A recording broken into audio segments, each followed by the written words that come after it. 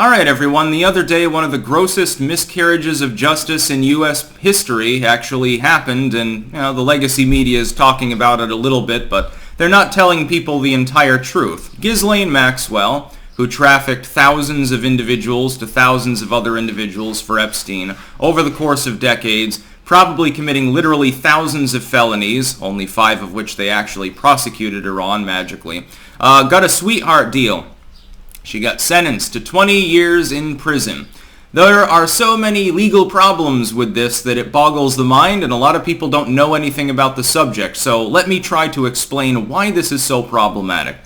The first problem is that effectively this is a lenient sentence when you're looking at 30 to 50 years is what the prosecution wants, maximum of 50, and you only get 20, despite the nature of these crimes.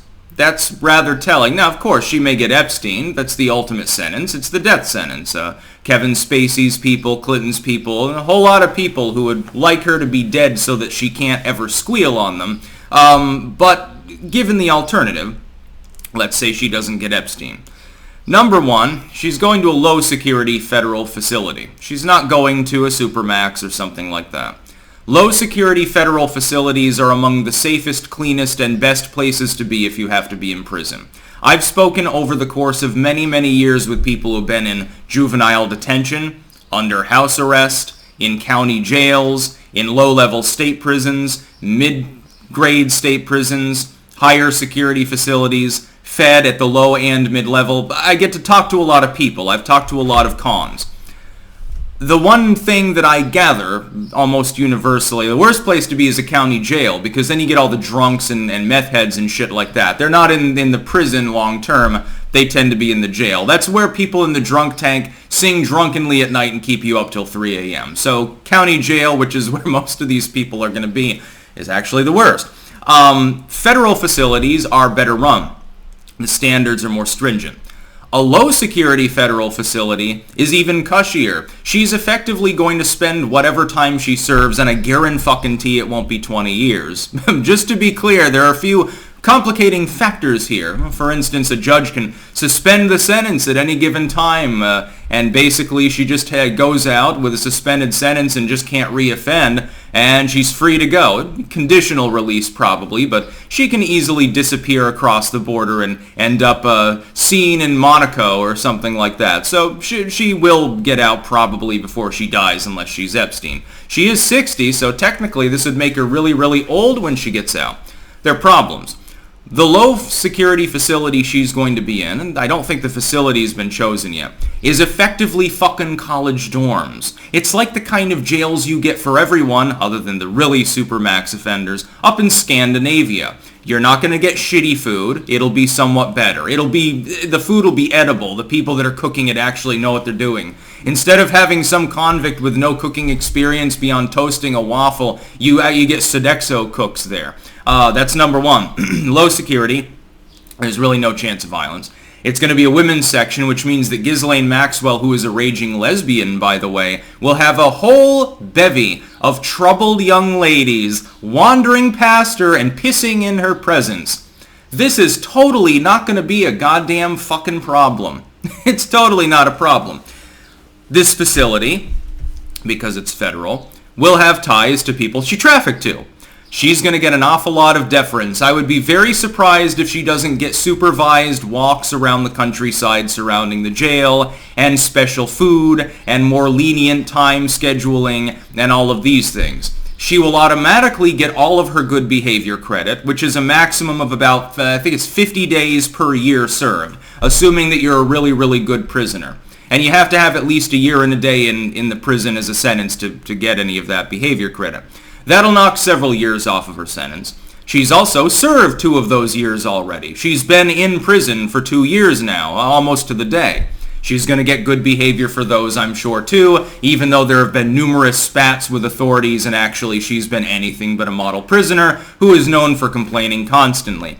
So she's in a college suite, surrounded by titty, which is what she likes. She's going to get complete fucking deference unless she gets Epstein. And during that period of time will remain completely unmolested by guard and prisoner alike, because she'll be watched like a hawk, not for the purposes of thinking she's going to do something wrong. And then she probably gets out in 12 years or something like that. She'll serve several years, and then a judge will reconsider the case, call it excessive, and say, well, she's done such a good job of atoning. She's teaching people yoga. She taught someone how to crochet. She totally doesn't rape women in the shower or anything like that, like she's been doing for the last 30 years or something.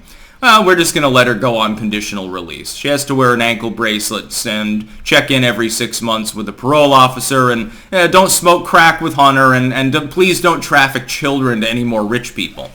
That's what's going to happen. This is a farce. This isn't justice.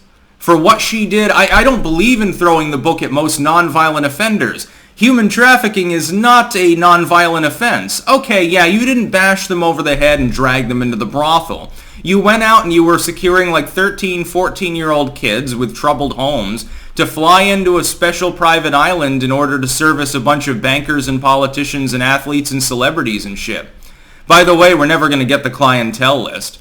Ghislaine Maxwell, as long as she remains above ground, she's not going to squeal. She's going to be living the high life. This is going to be totally different from the Brooklyn facility she's been held in. The facility she's been held in is considered abysmal by even U.S. standards. Yeah, well, that's the only punishment she'll get by virtue of the change to a low-grade Fed prison. And if she had gotten more than 20 years, and there's a reason for that sentencing length, I'll explain that too, is going to be like paradise. The facility she might be going to has a goddamn gardening center. Shit like that. It's got a big-ass garden in the middle. And the men and the women, I believe, are free to fraternize across the fence. She'll be getting some dick, too. I can't remember if she's bi or just a lesbian. I know she has a thing for girls. Boffed several of them in testimony. The fact is this. She's going to a low-grade prison where she won't suffer. And the reason why 20 years was given instead of 30 is very telling. This is complicity with the legal system, by the way. Had she gotten more than 20 years, she might be moved to a medium security prison. Because the idea is, oh, your sentence is longer, you're more desperate to escape, so we're putting the fence a little higher. 20 years with time off for good behavior, 2 years served in a setting that is low security with a bunch of fucking suites and bunk beds and shit, where her next door neighbor and her cellmate and all the others are probably also sexual perverts and they can all get together and suck each other. How is she suffering? And does she cause suffering to thousands of people?